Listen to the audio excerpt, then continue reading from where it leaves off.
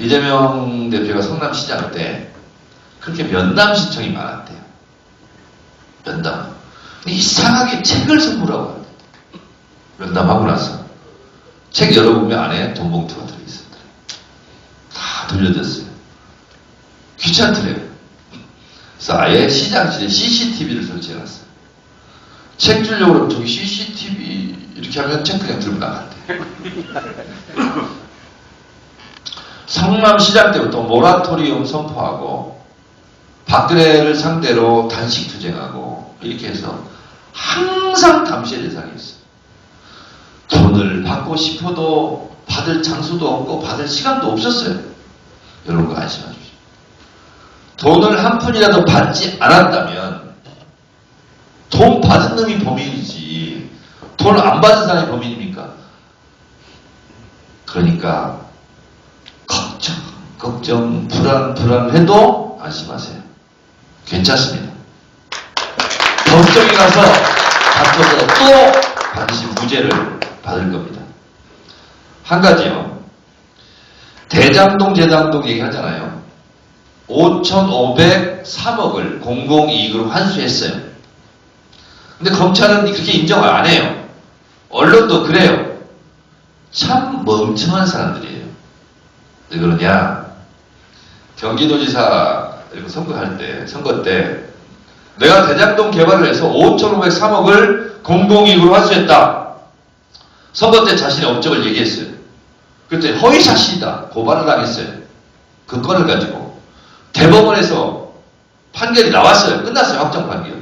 5,503억 공공이익 환수했다는 것은 거짓말이 아니라 사실이다. 앞으로 토달지 마라. 이렇게 대법원 판결이 나왔다니까요. 그거를 잘 몰라요. 지금 사람들이. 이미 대법원에서 5,503억 공공이익 환수한 거 맞다. 그럼 게임 끝난 거예요. 그거. 그리고 정영학 녹취록이라고 있어요. 10년간 다 녹취한 거예요. 대장동 관련 일당들이. 그분이 이재명이라고 한마디도 나오지 않고 화천대유가 뭐 이재명까지 그런 게 없습니다. 그게 유동규 너 거라는 거 사람들은 몰라. 이런 식으로 지금 녹취가 다 풀렸잖아. 나왔잖아요. 돈 받지 않았어요. 성남FC 이건 더 건도 되지 않습니다. 아니 성남시장이 놀고 있는 땅 대기업 유치해서 거기다 건물 지으면 세금 많이 들어오잖아요. 상 줄 일이지 벌 줄 일이 아니에요. 그래서 세금 많이 걷게 됐어요. 10% 땅을 기부채납 받아서 거기다 뭐 줬대요. 그걸로 끝난 거예요. 근데 성남FC는 성남시장이 자동빵 구단주가 되는 거예요. 후원금이 아니라 광고 계약을 한 겁니다. 축구선수들이 두산건설 등에 막 달고 다니잖아요. 그거 광고비 받은 거예요. 근데 그것조차 본인이 엮이기 싫어서 관여를 안 했답니다. 성남FC 관계자들이 영업을 했고 성남시장 거기에 관여를 하지 않았대요. 그것도 의미 없어요. 쌍방울 윤곽사는 소리가 나지 않습니다. 쌍방울은 소리가 요란하게 납니다. 요란하게 났지만 아무 상관이 없는 걸로 됐어요. 대북 송금 웃기고 있네. 그거는요, 그때는 유엔 제재에 대해서 북한이 현금을 보낼 수가 없어요. 하노이 노딜 때 끝나버린 거고. 어떻게 현금을 보냅니까? 못 보내요. 더군다나 뭐 이재명 시장 뭐 카퍼레이드를 위해서 그걸 보냈다고요? 아니, 북한도 국가예요. 경기도지사 온다고 김정은 위원장 막 타고 이렇게 흔들고 카퍼레이드 하고 그렇게 합니까? 안 해요. 북한 김정은은요 국가 원수예요. 무슨 평안도 도지사하고 같이 카퍼레이드 타고 막 흔드는 것처럼 그런 거 안 합니다. 그들은 거기가 존엄이에요. 존엄. 말도 안 되는 얘기를 하고 있는 거예요. 아니, 경기도지사 왔다고 막 카퍼레이드 하고 막 그럽니까? 안 합니다. 그래서 이재명 대표가 신작, 소설 이렇게 얘기를 했죠. 하여튼 걱정을 하고 관심은 가지시되 그렇게 한숨만 쉬고 있지 마시라. 이런 말씀 드리고 또 이런 거 많이 물어요. 이제 그것도 제가 죄송한 부분인데 아이고 180석 뭐라 했더니 니들 뭐 했어? 이렇게 얘기를 합니다. 죄송합니다. 가져갈게요. 그래서 윤석열 정권은 검찰의 힘과 보수 언론의 힘과 연대해서 우리를 공격하고 있습니다. 우리가 믿을 건 국민밖에 없어요. 우리가 믿을 것은 의석의 힘밖에 없어요. 우리는 국회 의석의 힘 플러스 저쪽 당의 국민의 힘이 아니라 진짜 국민의 힘과 손잡고 저들과 맞서 싸우겠다. 그래서 21대 국회 얼마 남지 않았지만 우리 민주당이 원하는 법은 저들이 뭐라고 하든 방해를 하든 뭐라고 하든 그냥 강행 처리도 불사하겠다. 이런 겁니다. 법을 통과시키면 대통령이 거부권을 행사하겠죠. 하려면 하라지. 그래서 윤석열 대통령이 거부권을 행사할 수 있는 기회를 자주 드리도록 저희가 노력을 하려고 합니다. 이런 때는 박수를 쳐야 돼요. 그래서 앞으로 양곡관리법, 여기 농민들 계시죠? 양곡관리법 본회의에서 처리하게 돼 있어요. 처리하면 윤석열 대통령이 거부권을 행사할까 망설일 거예요. 거부권 행사하지 뭐. 그 다음에 참 저도 텔레비를 보면서 그 있잖아요. 과방위 국회 그 위원장 참 강단 있더라고요. 국민의힘이 막 뭐라 해도 막 자기가 알아서 막 처리하더라고. 방송법 이런 거. 그게 누구예요? 아 그래요? 아 저도 텔레비 보면서 참 괜찮더라고 사람이. 저도 텔레비 보면서 괜찮은 줄 알았어요. 그거 곧 다시 또 국회 본회의로 올리는 거 그것도 처리할 겁니다. 그러면 윤석열 대통령이 방송법 거부권 행사할까 말까? 하라지 뭐. 그래서 대통령이 거부권 행사하면 국회로 다시 돌아오면 200표가 필요합니다. 우리는 200표가 못 되잖아요. 그래서 윤석열 대통령께서 거부권을 행사할 수 있는 기회를 앞으로 자주 드리려고 합니다. 거부권 행사하지 뭐. 자, 그런데 국회를 무시하고 국회를 짓밟고 잘 되는 꼴을 제가 못 봤어요. 그럼 다음 총선 때 우리가 할 말이 있는 거예요. 우리가 나름대로 이렇게 했는데 대통령이 저렇게 거부권을 계속 행사하니 국회에서 통과시킬 법이 없다. 그러니까 우리에게 더 많은 의석을 달라. 200석을 만들어 달라. 그래야 거부권 행사에 우리가 다시 또 그걸 통과시킬 수 있다. 이렇게 나가려고 합니다. 여러분들만 잘 아시는 것처럼 우리 정청래 최고위원님은 우리 최고위원 중에서도 수석 최고위원이십니다. 항상 제가 보면서 많은 것들을 배우고 있는데요. 우리 그 정말 어려운 이런 민생 바탕 또 민주주의 파괴 현장에서도 촌철살인과 또 해악으로 정말 이렇게 예리하게 현안을 짚어주시는 이런 메시지를 정말 우리 신금을 올려주고 계십니다. 오늘 오셔서 전국의 현안에 대해서도 여러분들께 좋은 말씀 해주실 거고 또 한편으로 보면 아까 이제 우리 지역 현안 이렇게 말씀하신 거 쭉 들으셨는데 또 잘 기억해서 또 우리 지역도 잘 챙겨주시리라고 이렇게 믿습니다. 자 그러면은 우리 민생과 또 우리 민주주의 지키기 위해서 최전선에서 가장 애쓰시고 계시는 우리 정청래 최고위원님을 큰 박수로 모시겠습니다. 20대 국회 들어오기 전에 20대 국회의원이 아니었습니다. 공천을 못 받았어요.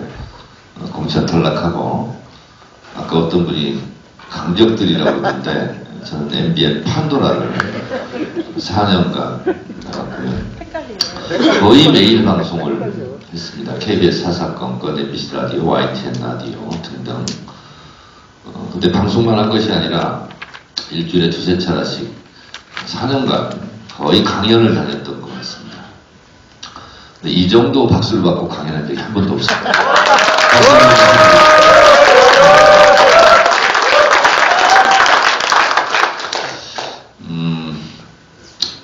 오면서 진산중학교에 잠깐 들렀어요. 제 모교입니다. 제가 27회 졸업했는데 교문 앞에서 사진 한 장 찍고 성실근면 단결 또 비석 앞에서 사진 한 장 찍고 이렇게 왔습니다. 바로 우리가 있는 이곳이 저희 어머니가 태어난 제 외갓집입니다. 그래서 저희 어머니 얘기를 조금 하면서 말씀을 드릴까 합니다. 저는 충청남도 금산군 진산면 석망리에서 10남매의 10번째 막내로 태어났고, 저의 아내는 전라남도 강진군 작천면 평길리에서 역시 10남매 중에 10번째 막내로 태어났습니다. 10번째 막내끼리 결혼해서 아들 셋 낳고 사는 집은 눈을 씻고 불러야 찾아볼 수가 없습니다. 저희 집밖에 없습니다. 저희 어머니는 바로 이곳 전라북도 완주군 원주면 삼북리에서 1921년 음력 10월 18일 날 태어나서 16살 되던 해에 얼굴도 한 번 못 본 15, 한 살 어린 꼬마 신랑에게 이곳 삼북리부터 걸어서 40리길을 호이호이 걸어서 시집을 갔다 했습니다.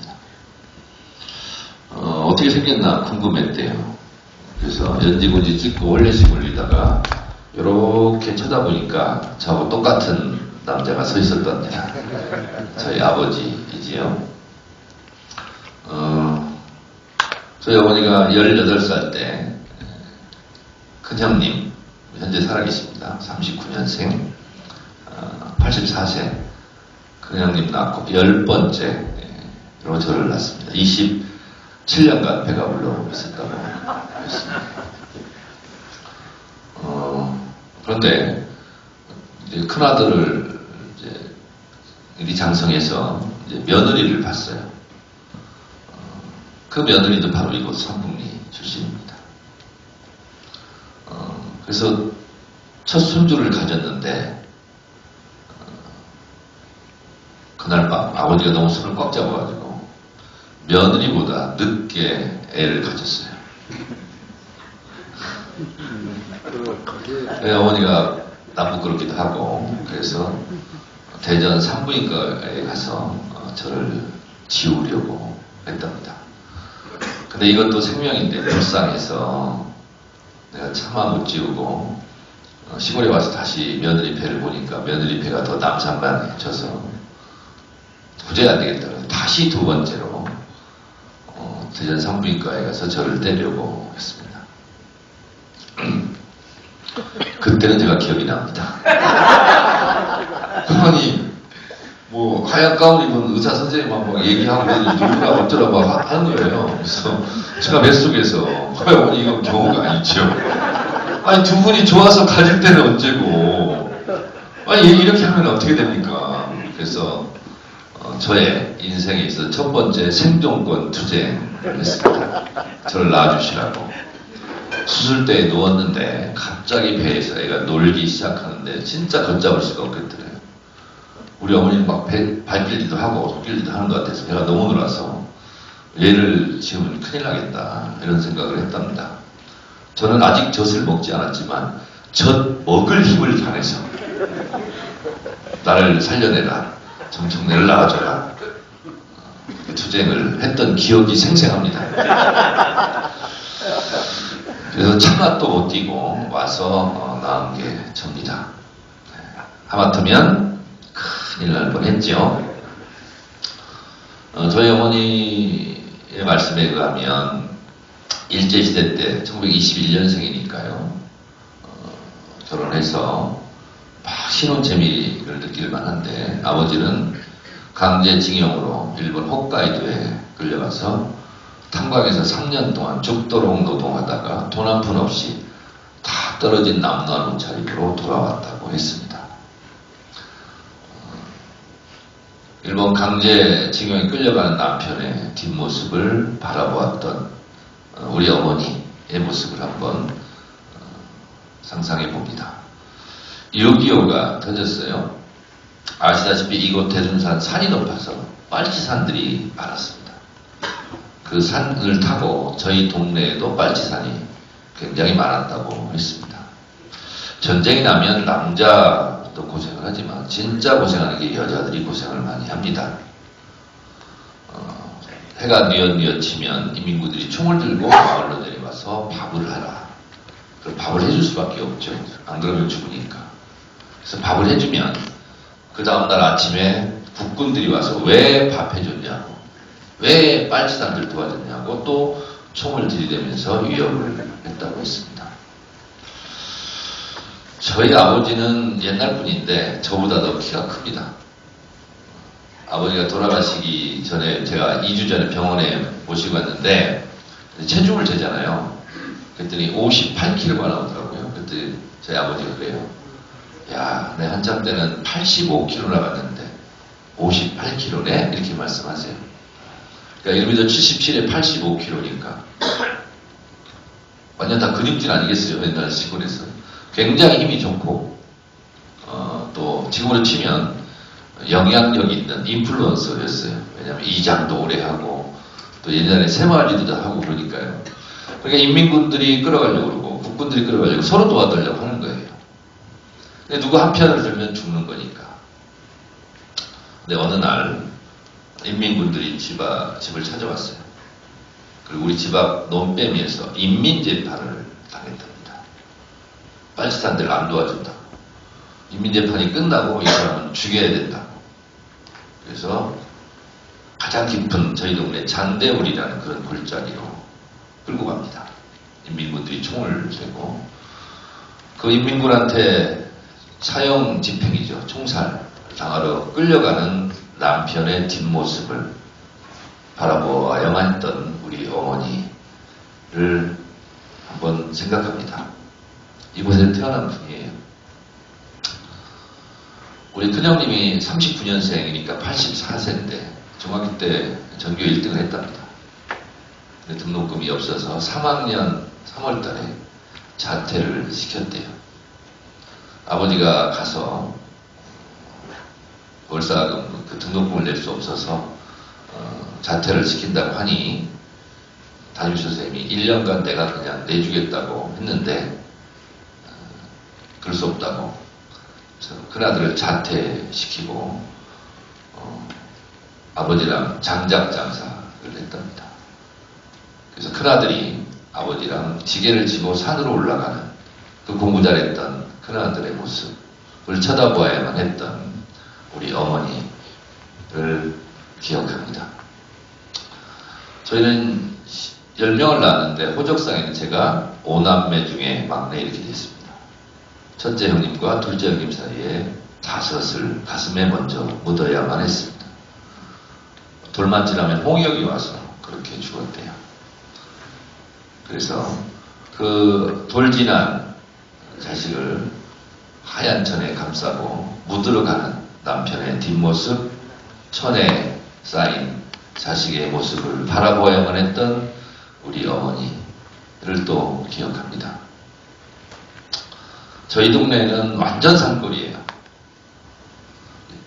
그래서 이렇게 쳐다보면 다 동그랗습니다. 산으로 이렇게. 완전 화전민처럼 사는 그런 곳인데요. 최고 학벌은 고등학교 졸. 우리는 목표가 항상 고졸이었어요. 대학은 쳐다도 못 보는. 그래서 상고나 공고나 가는 게 목표였습니다. 그러다가 그 오지마을에서 제가 대학을 간 거예요. 그것도 서울에 있는 대학을 갔습니다. 줄여서 서울대. 저희 동네에서 제가 지금 서울대를 나오지 않습니다. 제가 서울대를 갔어요. 그러니까 동네에서 잔치가 벌어진 거예요. 아이고, 그 집 이제 청년의 집은 고생 끝났어. 군대 갔다 오고 대학 졸업하고 27살부터는 하얀 와이셔츠 입고 볼펜 굴리면서 월급 따박따박 받아오면 아이고 이제 그 집은 농사 안 져도 대학 이제 하고 우리 아버지 어머니가 엄청 이렇게 축혀 세워졌대요. 그러던 어느 날 수배된 정청래 대학생을 잡으러 경찰이 출동합니다. 제가 학교 안 총학생회실에 있는지 알면서도 경찰은 저를 잡겠다고 저희 동네로 출동을 했습니다. 그리고 이 집 저 집 쑤시면서 다녀요. 정청래 잡으러 왔다고. 그 경찰의 습격을 받았고 놀랐을 저희 어머니 또 생각을 합니다. 그러면 어머니가 다른 박질을 해서 술도가집에 가서 술을 받아다가 막걸리를 받아다가 파전을 붙여서 김치전을 붙여서 용숭하게 대접을 해서 보내고 나서 저한테 전화가 옵니다. 정래야, 내가 경찰들 잘 대접했다. 너 자수만 하면 구속 안 시킨단다. 얼른 가서 자수해라. 그래요. 저는 88년도에 안기부 수배를 받았습니다. 특급 수배를 받았습니다.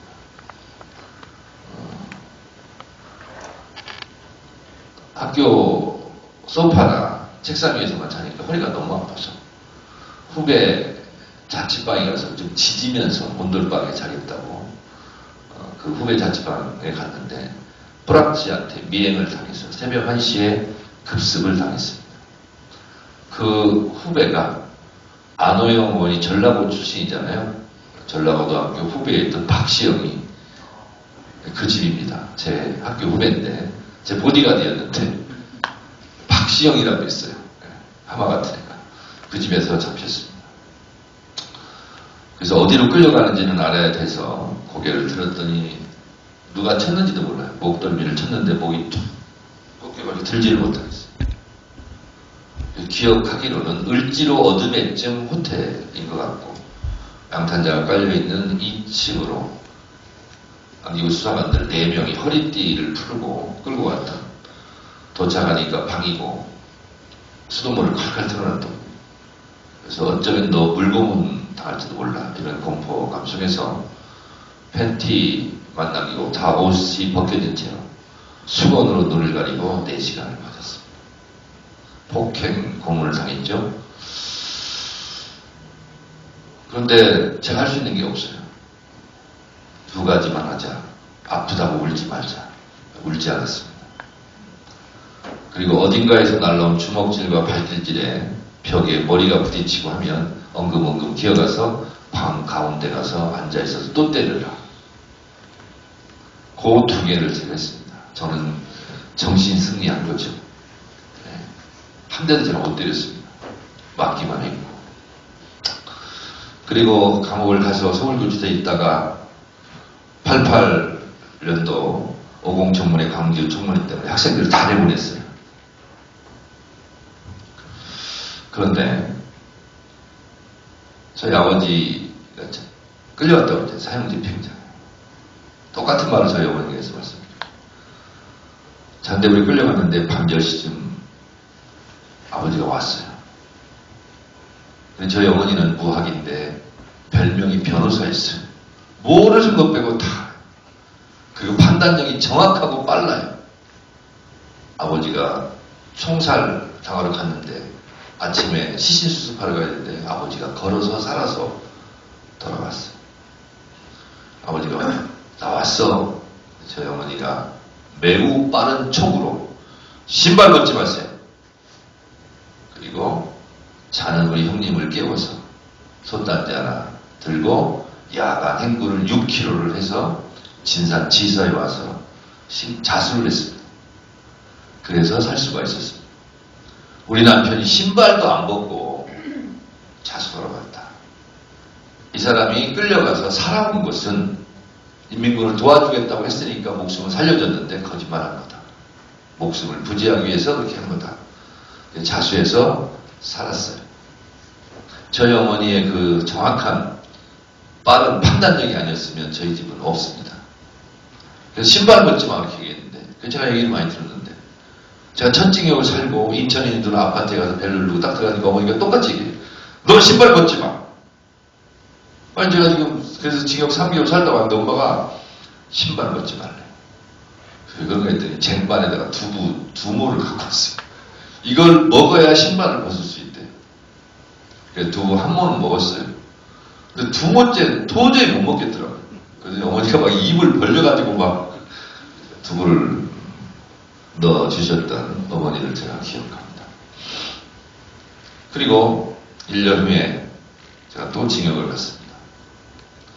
1989년 10월 13일 금요일 새벽 6시 반 미국 대사가 사는 집에 쳐들어갔어요. 제가. 미 대사관저 정권원에서. 여러분들 위한 거예요. 그때 노태우 대통령이 이틀 후에 미국을 가는데 농축산물 수입 개방 압력이 엄청날 때입니다. 미국의 값싼 농축산물을 수입하면 우리나라 농민은 다 죽는 거였어요. 가격 경쟁력이 없으니까. 그래서 그렇게 하면 안 된다고. 대학생 6명이 미 대사관제에 들어갔습니다.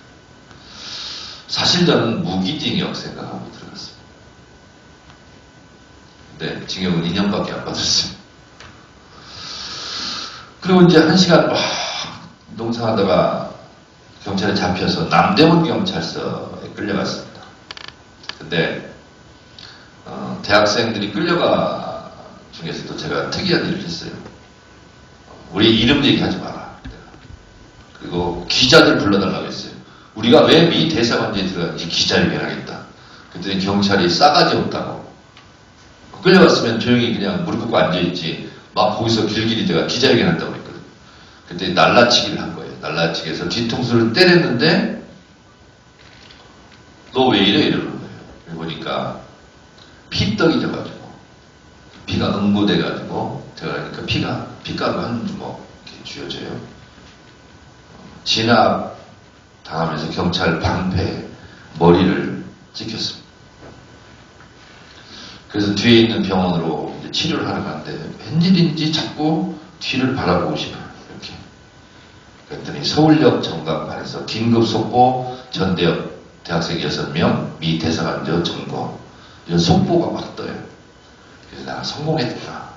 우리가 주장하는 것이 이렇게 서울역 정강판에 긴급 속보로 알려주고 있구나. 그래서 기분 좋게 병원을 갔어요. 그래서 10바늘을 꼬매고 압박붕대로 미이라처럼 이렇게 하고 와서 MBC 뉴스 데스크에 제가 나온 거죠. 오전 뉴스, 정오 뉴스 계속 제가 압박붕대로 텔레비 나오니까 우리 둘째 형수님이 우리 어머니가 이걸 보면 기절하겠다 생각해서 긴급하게 우리 시골로 내려가서 일주일 동안 뉴스만 나오면 TV를 껐다고 그랬습니다. 그랬는데 추석 때도 안 오고 설 때도 안 오고 그러니까 어머니가 촉이 빠르다고 그랬잖아요. 둘째 며느리 앉혀놓고 우리 막내 무슨 일 있지? 너 몇 달 전에 이상한 짓거리 하던데 솔직하게 얘기해라. 그랬더니 둘째 형수님이 어머니 사실은 막내 서방님 서울구치소에 있어요. 이렇게 이실직고를 하고 그 다음날 어머니가 면회를 오셨습니다. 근데 제가 징역을 살아도 그냥 살 사람처럼은 안 보이죠. 2년 내내 옥중투쟁위원장을 제가 또 그 안에서 했습니다. 재소자들의 인권, 아무리 퇴직후 가도 인권이라는 게 있잖아요. 그래서 옥중투쟁위원장을 하면서 억울하게 들어온 사람들, 변호사, 돈 없어 변호사 못 사는 사람들 제가 타면서 항소유서 써주고 그리고 소년수들 막 폭행하거든요. 교도관들이. 그런 거 못하게 하고.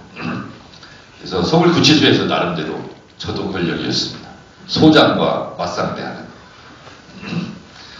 옥중투쟁위원장 어머니가 시골에서 면회를 왔다 하니 구치소장이 특별 면회를 허락을 했습니다. 특별 면회는 1시간 동안 손잡고 이렇게 앉아서 면회를 하고 뒤에서 교도관이 적습니다.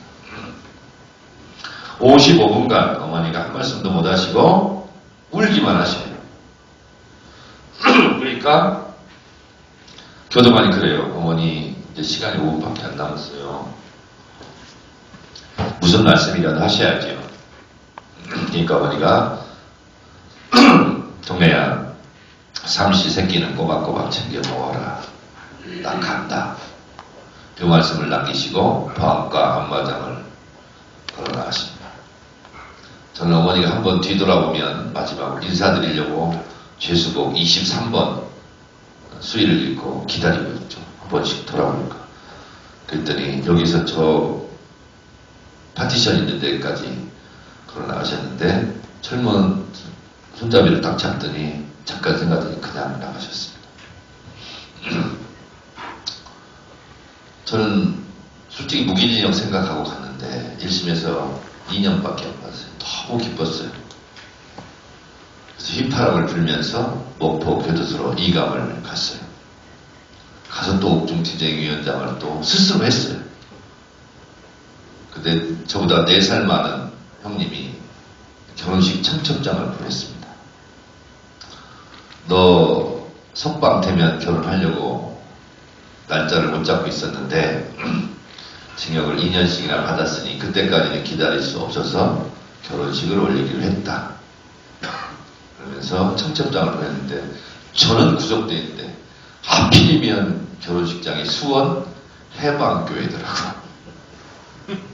기억이 떠오르게 납니다. 거기까지는 좋았는데 당구장 표시하고 사족 이렇게 해가지고 썼어요. 형님이 어머니가 못 고르신다. 너 면회하고 돌아와서 3일 후에 도라지밭에서 쓰러지셨다. 매일같이 걷게 해달라고 그런다. 너 나올 날만을 기다리고 있다. 이렇게. 저희 어머니가 6년간 그 후로 못 일어나시고 6년간 중풍을 와서 앓다 돌아가셨는데 서울구치소 보안과 앞마당을 걸어갔던 뒷모습이 제가 보았던 어머니의 정상적인 걸음걸이 마지막 모습이 되었습니다. 징역 2년을 살고 나와서 보니 어머니가 못 걸어요. 누워 계시는데 더 작아졌어요. 몸이 백발이 됐고 그런데 나갔더니 우리 어머니가 이렇게 얘기해요. 야 정래야, 포천에 있는 할렐루야 기도원에 가면 선배기도 뛰어다니고 장님도 눈을 떠서 그렇게 밝은 세상을 본단다. 거기까지만 얘기해요. 어머니 모시고 갈까요? 아니 난 괜찮다. 그렇단 얘기다. 그래서 제가 택시를 대절해서 대전부터 포천 할렐루야 기도원에 가서 어머니를 모셨는데 거기는 병원에서 포기한 말기암 환자 50명이 항상 상주를 하고 예배를 5번을 봅니다. 제가 예수를 믿지 않기 때문에 착하게 살아야 우리 어머니가 일어나신다고 생각해서 정말 착한 일을 많이 했습니다. 50명 말기암 환자 대예배당까지 다 모셔다 드리고 모셔다 가고 그 환자들 틈에서 자고 5번 예배를 보고 또 중간중간 삽들고 작업하러 나가고 그러면 오늘은 1명이 시신이 돼서 나가고 내일은 2명이 시신이 돼서 나가면 그분들 다 이렇게 제가 감싸드리고 그러니까 그 환자들이 고마웠던지 밥 먹다가 밥 숟가락을 저는 입에 넣어줘요. 근데 암이 전염병은 아닌데 저희 어머니가 절대로 먹으면 안 된다고 막 눈으로 막 난리가 나요. 근데 고마워서 그러는데 내일 갈지도 모르는 분인데 입에다 넣어준데 내가 이걸 거부할 수가 없어요. 그래서 한 숟갈씩 받아 먹고 이렇게 했습니다. 제가 모든 종류의 암 환자들의 고통을 그때 간접 경험했습니다. 가장 힘들어하는 암이 대장암이더라. 누워서 못 잡니다. 누워서 못 자요. 사자처럼 이렇게 네 발로 웅그리면서 자요. 그 환자도 제가 옆에서 봤습니다. 그러니까 하루에 2시간도 못 자요. 한 달이 되니까 내가 체중이 11, 2kg가 빠졌더라고요. 그러니까 저희 어머니가 저를 손을 잡더니 그래요. 정래야, 나 살자고 너 죽이겠다. 그래요. 그러니 나를 안 걸어도 좋다. 가자. 그래서 집으로 왔습니다. 그 다음부터는 한 번도 걷게 해달라는 얘기를 안 했어요. 그러다가 제가 학원 사업을 했는데 2주에 한 번씩 내려가서 2주에 한 번씩 내려가면 못 들어오게 해요. 며느리도 손녀딸도 못 들어오게 해요. 저만 옆에서 잘해요. 그러면 대소변을 두세 차례 봅니다. 그럼 그 대소변을 제가 가리고 수건을 빨아서 쪽 짜가지고 어머니 몸을 닦아드렸습니다. 여기 아들들 많이 있는데요. 어머니 알몸 수건으로 닦아드린 아들이 있으면 한번 손 한번 들어보세요. 두 분 계시는. 네, 효자십니다. 많지 않습니다. 처음에는 어머니도 여자잖아요. 그러니까 부끄러워하시더니 나중에는 부끄러움조차 내려놓고 제가 닦아드리는 걸 그렇게 좋아하셨어요. 그러면 어머니가 또 농담도 해요. 저희 어머니가 참 말씀을 잘하셨어요. 이렇게 하면서 아이고 청래야 너는 젖동량 하지 않았다.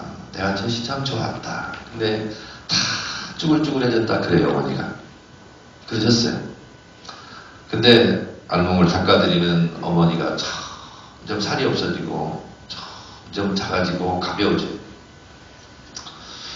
그러던 어느 날 큰형님이 전화가 왔어요. 어머니가 오래 못 버틸 것 같다. 얼른 내려와라. 그래서 서울에서 대전까지 1시간 반 걸렸습니다. 상상을 한번 해보세요. 서울부터 대전까지 1시간 반 만에 제가 갔습니다. 갔더니 어머니가 마지막 힘을 써서 윈 눈꺼풀을 끌어올려서 저를 쳐다보니까 제 눈을 아래 위로 좌우로 한 번씩 제 눈동자를 마주치고 눈을 못 감으신 채 돌아가셨습니다. 그랬더니 형님들이 자꾸 눈을 감겨드리려고 해도 안 감겨져요. 그랬더니 우리 큰형님이 막내야 어머니가 너를 이뻐했으니 네가 눈 감겨드려라. 그랬더니 푹 패인 눈에 제 눈물이 호수처럼 고일 때까지 눈을 뜨고 계셨어요. 그러다가 마지막에 눈을 감으시더라. 저는 존경하는 인물을 써라. 그러면 아브라함 링컨 이렇게 안 씁니다. 저는 박순돈 이렇게 씁니다. 전라북도 완주 운주면에 산북리에서 태어나서 저희 동네 시에 오셔서 저를 10번째로 낳아주신 저희 어머니가 박순돈 여사입니다. 자, 제가 좀 길게 어머니 말씀을 드렸는데요. 그 이유는 이렇습니다. 저는 정치를 하면서도 우리 어머니가 겪었을 고초를 기억하고 우리 어머니가 꿈꿨을 대한민국을 위해서 정치를 합니다. 저희 어머니는 일제시대 때 태어났죠. 그런데 한국 현대사 100년을 굽이굽이 헤쳐오면서 저희 어머니 박순분 여사만 그러한 삶을 살았을까? 박순분 여사와 같은 시대를 살았던 또 다른 박순분 여사들, 그리고 같은 동네에 태어나서 같은 동네를 시집온 올해 82세 6개월 전에 돌아가신 우리 큰 형수님 김유순 여사, 그 삼풍리 출신입니다. 그 며느리들만 그렇게 살았을까? 대한민국 한국 현대사를 살아온 수많은 우리 어머니들, 우리의 며느리들, 우리의 딸들, 아버지들, 아들들도 같은 꿈을 꿨을 겁니다. 일제시대 때는, 식민지 시대 때는 나라 잃은 백성은 상갓집 개만도 못하다 이런 말이 있습니다. 독립국가를 꿈꾸지 않았을까? 6.25 전쟁 때는 전쟁 없는 평화로운 국가를 꿈꾸지 않았을까? 큰아들 등록금이 없어서 공부 전교 1등 하는데 자퇴를 시키지 않아도 되는, 삼시세끼는 걱정하지 않아도 되는 경제적으로 좀 풍요로운 국가를 꿈꾸지 않았을까? 막내 아들 안 날려다가 10번째로 낳았더니 서울로 대학 가서 군부독재 타도하자고 민주주의 하자고 데모하지 않아도 되는 민주주의가 넘치는 그런 국가를 꿈꾸지 않았을까? 그런 생각을 해봅니다. 제가 오늘 최고위원 모두 발언에서 이런 말을 했습니다. 우리가 사는 오늘은 선배 열사들이 그토록 열망하던 미래입니다. 라고 제가 오늘 얘기했어요. 우리가 이렇게 저렇게 불만이 있지만 100년 전에 백범기구가 만주벌판에서 100년 후에 대한민국을 이런 나라를 꿈꾸지 않았을까? 그런 생각을 합니다. 오늘의 대한민국은 갑자기 하늘에서 뚝 떨어진 것이 아니라 수많은 박순분 여사들, 저희 아버지 정혜인 선생 같은 수많은 아버지들, 할아버지들, 아들들이 하나하나 한 땀 한 땀 읽어온 그 노력의 결실이 바로 오늘 이곳 대둔산 관광호텔 우리가 살고 있는 오늘 하루다라고 생각을 합니다.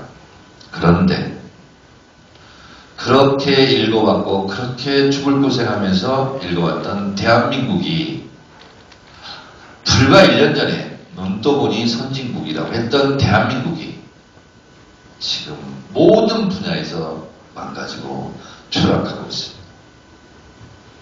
아침에 제가 최고위원하면서 기사검색을 좀 해보니까 미국에 있는 어느 기관에서 대한민국의 민주주의 지수가 1년도 안 돼서 8단계가 떨어져서 24위를 기록했다는 기사가 나왔습니다. 우리가 작년 기준으로요. 우리가 수출로 먹고 사는 나라입니다. 대한민국이 그냥 대한민국이 아니고 전 세계 239개의 국가 중에서 무역량이 작년에 우리가 세계 7등을 했어요. 우리 뒤에 이태리가 있고 영국이 있습니다. 우리 바로 앞에 프랑스가 있습니다. 그런 대한민국입니다. 군사력은 전 세계 6등입니다. 방역선진국, 문화 강국이라고 일컬어지는 대한민국이 불과 6개월 만에 급전직하로 떨어지고 있습니다. 무역 수지 적자라는 게 있습니다. 수출하는 것보다 수입하는 것이 더 많아졌어요. 그게 불과 올해 몇 달 만에 127억 달러 적자를 봤습니다. 공교롭게 윤석열 정권이 들어서서 그런 건지 어쩐 건지 하여튼 정치, 경제, 사회, 문화, 외교, 안보, 국방 모든 게 고장나 있습니다. 그냥 단순하게 윤석열 정권 규탄한다 이것이 아니라 저희 어머니 아버지가 꿈꾸고 그려왔던 그래서 마침 선진국 문턱을 넘었던 대한민국이 다시 뒷걸음을 치고 있는데 그 뒷걸음을 치고 있는 속도가 장난이 아닌 거예요 지금.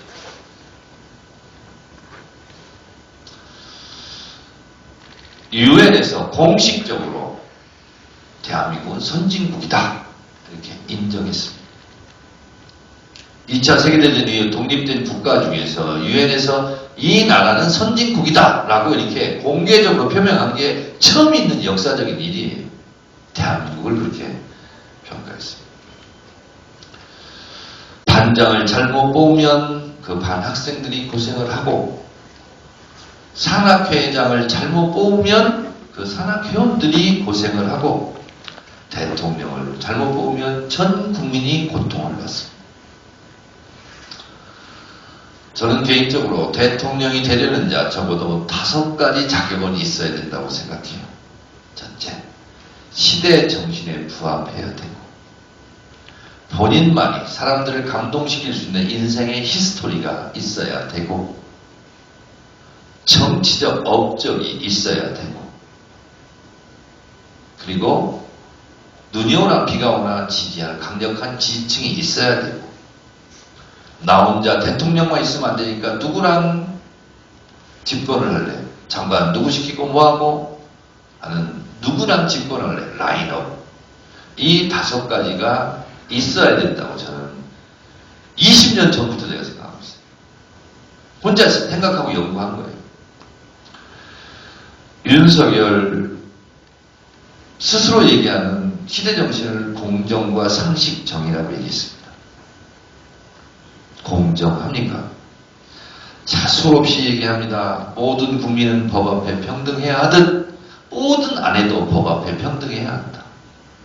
왜 본인의 아내만 수사를 안 합니까? 공범들 10몇 명 다 도이치모터스 재판받고 좀 있으면 선고 나와요. 또 김건희만 빠졌어요. 거기만 수사를 안 해요. 이게 공정합니까? 이게 상식적이에요. 그리고 조국 장관 오늘 실형 2년 나왔을 때 표창장 가지고 김건희는 대선 때 기억나십니까? 학력, 경력 잘 보이게 해서 풀렸다고. 고개 숙여서 인사했어요. 본인 스스로 자신의 범행에 대해서 자백한 겁니다. 왜 수사 안 하죠? 민주주의가 그러니까 지수가 떨어지는 거예요. 미국의 바이든 대통령도요, 집 압수수색 당했어요. 안 합니다. 시대 정신에 맞지 않아요. 그리고 본인만의 사람을 감동 줄 수 있는 인생 스토리가 있어야 돼요. 그 사람은 뭐 술 먹은 것 말고 뭐가 또 있어요? 뭐가 있습니까? 정치적 업적 뭐가 있어요? 이재명 당대표 여러 가지 정치적 업적이 있잖아요. 뭐 계곡도 정비하고 닥터 헬기도 있고 무상 교복도 있고 뭐 정치적 업적이 있어요. 이 사람은 형사적 업적밖에 없어요. 잡아 쳐놓고 조지고 수사하고 압수수색하고 뭐 이런 것밖에 없어요. 홍준표가 얘기했습니다. 검찰 사무는 대한민국 대통령 사무의 1%도 되지 않는다. 문재인 대통령은 70%로 시작해서 50% 그렇게 해서 퇴임했어요. 5년 동안. 윤석열은 50%한 번도 못 넘기고 있잖아요. 지금 지지율이. 그 사람 찍은 사람 다 떠나고 없어요. 30%대? 그것도 불안불안해요. 없어요. 그리고 누구랑 집권할래 라인업? 맨 검사들만 앉히잖아요.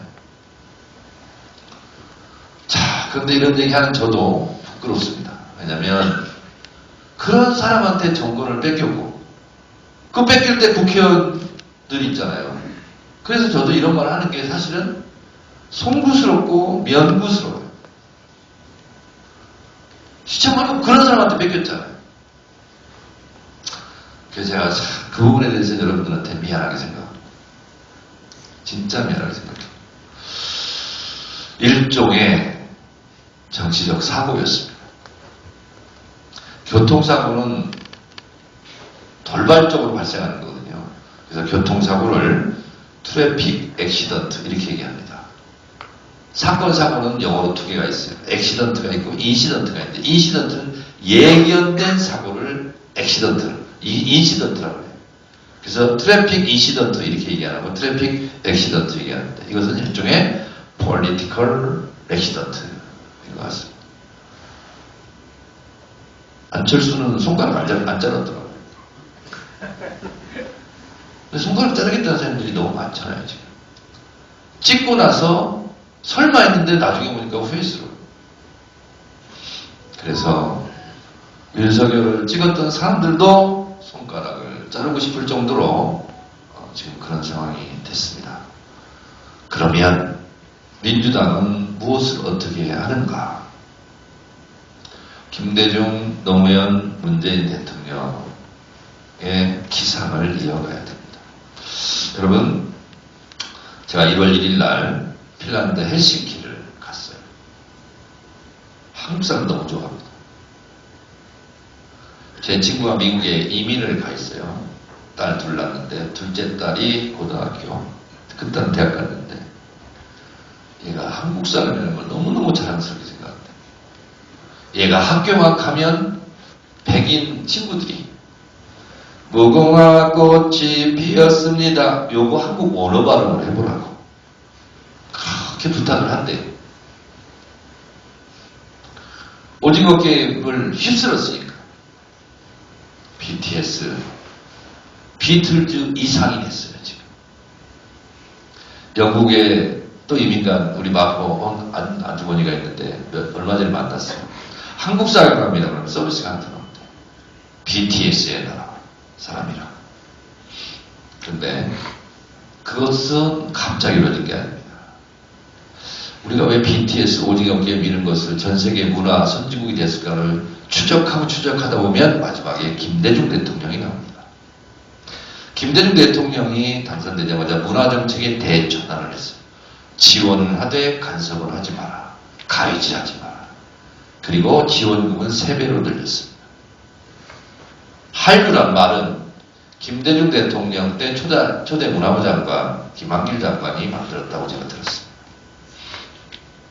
그때부터 문화 선진국으로 가기 시작한 거예요. 한 지도자의 해안은 이렇게 중요합니다.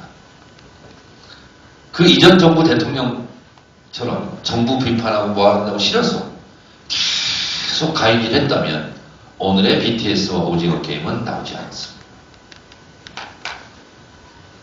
자, 우리가 방역 선진국이라고 그러는데 방역 선진국은 코로나 바이러스 감염 경로 추적 능력이 1등이라는 뜻입니다. 다시 한번 제가 말씀드립니다. 방역을 잘한다는 것은 코로나 바이러스 감염 경로 추적 능력. 쉽게 말한다면 그냥 QR코드 하잖아요, 우리. 그거는 대한민국만 하는 겁니다. 인터넷이 발달된 대한민국만이 할 수 있는 방역 지침이었어요. 그래서 우리가 코로나를 극복할 수 있었고 제일 적은 피해를 본 겁니다. 근데 그 인터넷은 누가? 김대중 대통령이 깔았죠. 여러분 기억나세요? 저는 그때 굉장히 기억납니다. 김대중 대통령이 인터넷 간다고 보도 부르고 한치고 뭐 선거한다고 하니까 그거 가지고 불만이 많았어요. 생각해보면 그때 인터넷망을 깔지 않았다면 어쩌면 우리는 코로나 피해를 엄청나게 당했을 수도 있습니다. 이 코로나가 얼마나 센 놈이었냐면요. 700년 전에 흑사병이 왔습니다. 전 세계를 휩쓸었어요. 7년간 휩쓸었거든요. 멕시코 인구의 4분의 1을 죽였습니다. 그 당시에 전 세계 인구가 4억 5천만 명이었는데 7년이 지난 다음에 3억 5천만 명이었어요. 1억 명을 죽였습니다. 흑사병이. 근데 그 흑사병보다 몇 배 센 게 코로나예요. 그러고 보면 우리가 방역을 굉장히 잘한 건데 그것도 김대중 대통령의 덕분이었다. 지도자가 이렇게 중요하다라는 말씀을 드립니다. 그렇다면 우리는 어떻게 할 것인가? 제가 강연을 어제 그저께도 대전에 갔다 왔는데 다 그게 궁금하대요. 그래서 여러분들이 보니까 저녁도 먹어야 되고 질의응답할 시간이 없을 것 같아서 제가 대신 질문해 드리고 제가 대신 답변해 드리도록 하겠습니다. 이게 궁금하대요. 제가 강연을 많이 다니니까 그 최고위원 할 때 이재명 대표하고 둘이 귓속말을 그렇게 많이 하던데 무슨 말 해요? 이렇게 물어요. 여러분 궁금하십니까? 예. 네. 그런 것도 물어요. 제가 요즘 헤어스타일 바꿨거든요. 이렇게 가르마 없는 올백에서 가르마 타는 걸로. 대표님 그 가르마 좀 어떻게 괜찮아요? 착해 보여요. 뭐 이런 것도 사실 대화를 하고 주로 대화는 이겁니다. 주로 제가 얘기 많이 해요. 김대중 대통령이 죄가 있어서 사형 선고 받았습니까? 김대중 대통령이 테러범이라서 위급한 상황에서 납치해서 동경 아빠의 파트에 수장시키려고 했습니까? 지도자는 자고로 고난을 받습니다. 고난을 이겨내면 아무도 이길 수 없는 그런 강자가 되어 있습니다. 대표님, 이 또한 지나가리라 생각하고 저들이 죄도 없는 대표님을 괴롭히는 것은 제 한편으로 보면 부럽습니다. 이렇게 얘기해요. 자꾸 키워주잖아요. 그래서 긴 호흡으로 크게 먹고 흔들리지 말고 우리 어찌됐든 버팁시다. 제가 이렇게 얘기합니다. 어찌됐든 견딥시다.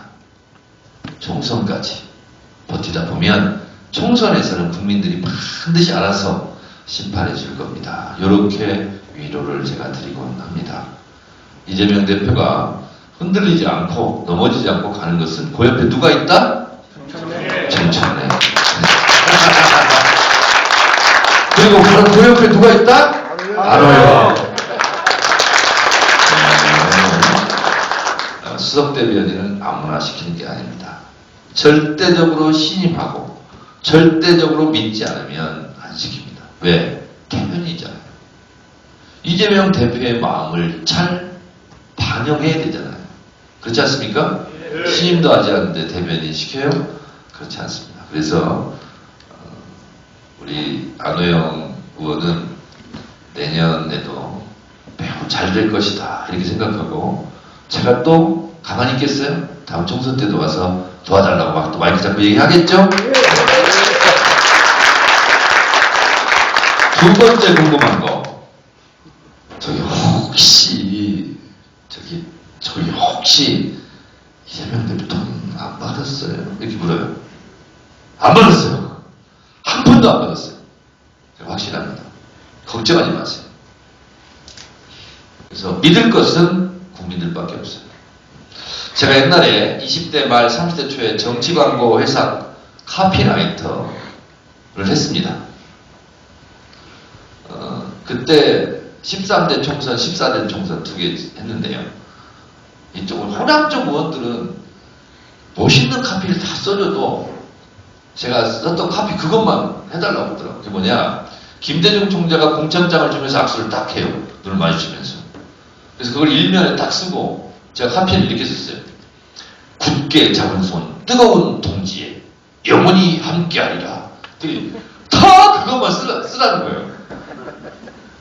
저는 그렇게 좋은 카피라고 생각하는데 그때 전라도 쪽은 다 그 카피를 썼어요.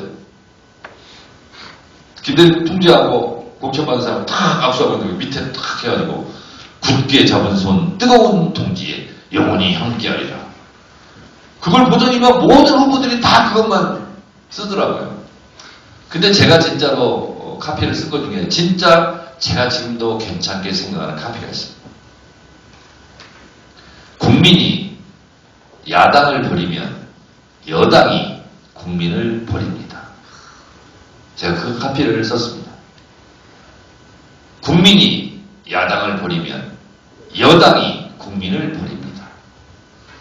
제가 쓴 카피지만 참 괜찮게 생각하는 카피인데 결국은 각자 하기 나름이라고 하지만 국민들이 야당을 버리면 여당이 결국은 국민을 버리고 여당이 독재를 하게 되고 국민을 짓밟게 되어 있습니다. 거기에 야당의 역할이 물론 중요하고 그래서 야당과 국민이 손잡고 연대해서 이 무도하고 포괄적인 검사 독재 정권을 진짜 견제하고 그리고 총선 때 심판받게 하는 것, 그것이 우리 민주당 야당의 역할이다 생각합니다. 정권은 짧고 국민은 영원합니다. 국민과 정권이 싸우면 항상 국민이 이겼다는 승리의 역사 기록이 있습니다. 지금 당장 우리가 어렵고 힘들어도 결국은 앞으로 역사는 전진해 왔다 하는 사실을 믿고 순서 잘해야 된다면서 어디부터 순서예요? 무주부터인가요? 장수. 그 다음에 장수. 무주. 진안. 그 다음 또 어디에요? 완주. 그래서 우리 핵심 당원과 지도자분들께서 이곳에 모이셨으니 제가 오늘 말씀드린 거 다 알고 있는 내용이지만 그래도 서로 등 토닥이면서 이렇게 단결하면서 나가는 것이 필요하다 생각됩니다. 며칠 전에 이재명 당대표가 비공개 의원총회에서 이렇게 말했습니다. 제가 부족해서 대선에서 패배해서 국회의원 여러분 얼마나 고생이 많습니까? 그리고 많은 국민들이 고통을 받고 있습니다.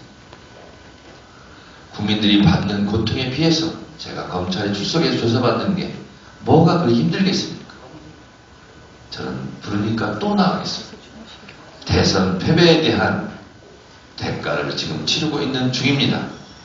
그런데 국회의원 여러분, 저한테 불만도 많고 저한테 마음에 드는 것도 많이 없을 텐데, 많을 텐데 그래도 참아줘서 고맙습니다. 저한테 불만이 많으실 때 표출을 안 해줘서 고맙습니다. 대선에서 패배한 정당이 지지율이 여당보다 높은 적이 없었고 대선에서 패배한 정당이 그래도 이렇게 분열하지 않고 요 정도만이라도 단결하고 있는 것은 이번이 처음입니다. 국회의원 여러분 정말 감사합니다. 이렇게 고개를 숙였습니다. 많은 의원들이 감동을 받았다고 해요. 여러분들 국회의원들이 조금 마음에 안 들어도 지금은 민주당 국회의원들한테 욕할 때가 아니라 김대중 대통령이 얘기한 것처럼 담벼락에다 대고 욕이라도 해라 한 것처럼 지금은 민주당 국회의원을 향해서 욕하는 것이 아니라 윤석열 정권의 저 담벼락에 대고 욕이라도 하는 그래서 우리가 단결해야 되는 그런 때가 아닌가 그런 생각이 듭니다. 여러분 욕하고 싸우고 우리끼리 해서 너한테도 안 좋고 나한테도 안 좋아요. 백해 무익합니다. 지금은 총구를 밖으로 돌릴 때다 그런 생각을 하고 어디로부터라고 했죠? 장수, 부주, 진안, 완주. 우리 당원 동지 여러분, 허준 선생 동의보감의 정신을 말씀드리면서 제 이야기를 마칠합니다. 동의보감을 쓴 허준 선생의 기본 정신입니다. 한자 8글자입니다. 통 즉 불통, 불통 즉 통. 앞에 통은 통할 통, 뒤에 통은 아플 통. 통 즉 우리 몸의 기와 혈이 통하면 통 즉 불통, 아프지 않고. 불통 우리의 기와 혈이 통하지 않으면 즉통, 바로 아프다. 그런 뜻입니다. 우리의 몸의 기와 혈이 잘 통해야 아프지 않듯이 대통령과 국민도 잘 통해야 되는데 안 통합니다. 국민들이 많이 아파요. 대통령 자기도 아플 거예요. 그런 것처럼 우리 장수, 무주, 진안, 완주에 계신 우리 민주당 당원 동지들께서는 잘 통해서 아프지 않고 그리고 그 잘 통하는 걸로 안우영 의원을 중심으로 똘똘 뭉쳐서 우리 이재명 당대표를 지키는 일이 민주당을 지키는 일이라 생각하시고 총선 때까지 잘 견디고 버티시기 바랍니다. 중간중간에 저도 한 번씩 생각하시면서 감사합니다. 정청래 최고위원님 정말 신금을 울리는 말씀 또 우리에게 희망을 주시는 이런 말씀 해주셨는데요. 정말 감사합니다. 우리 정청래 최고위원님이 힘내서 우리 민주당의 지도자로서 잘 우리 이재명 대표와 함께 민주당 이끌어 주시고 우리 민주주의 살려나갈 수 있도록 여러분들 뜨거운 박수 좀 부탁드리겠습니다. 제안 한번 하겠습니다. 같이 한번 모셔가지고 제안 한번 하겠습니다. 민주당 하면은 만세 하겠습니다. 자, 민주당! 만세! 민주당! 만세!